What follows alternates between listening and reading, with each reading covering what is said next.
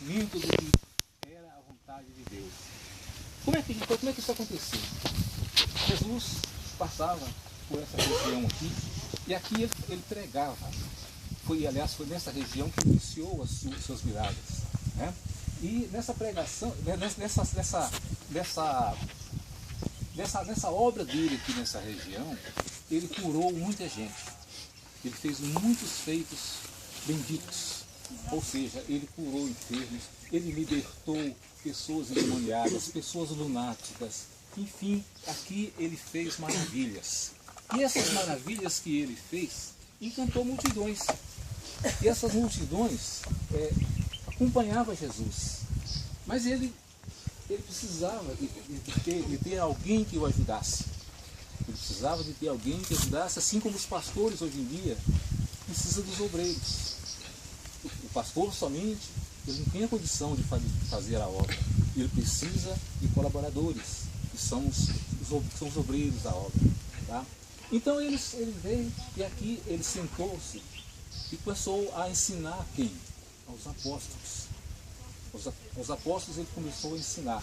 Para quê? Para quê? Para que esses apóstolos também o ajudassem na condução desse trabalho. Tá? Então diz aqui, ele fez 10 colocações aos apóstolos, 10 ensinamentos que foram fundamentais. Tá? Dentre desses 10 ensinamentos que eu creio que todos conhecem, né? Onde ele fala das bem-aventuranças, né? Então eu destaquei aqui alguns que são de fundamental importância. Entre os 10, que todos são importantes, mas teve 2 que se destacaram e fundamentalmente hoje em dia é muito aplicado. Né? Deveria pelo menos ser aplicado. Então, vendo Jesus as multidões, subiu ao monte e, como se assentasse, aproximaram-se os discípulos, seus discípulos. E ele passou a ensiná-los, dizendo: bem-aventurados humildes de espírito, porque deles é o reino dos céus. Essa foi uma delas. O que é ser humilde, gente? Ser humilde não é ser pobre, como muita gente fala assim: olha, poxa, como fulano é humilde. Não, a humildade não está vinculada de forma nenhuma à situação de vida da pessoa. A humildade, ela está dentro do ser humano. Tem pessoas que são humildes de verdade, humildes de espírito, e tem outras que não são humildes de coisa nenhuma.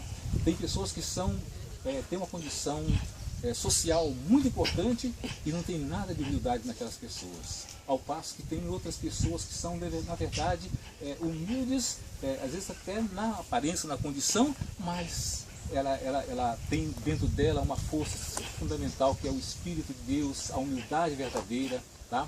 Isso é que é importante, a gente saber definir, distinguir o que é humildade. Então a humildade ela é interna, ela é do Espírito. Tá?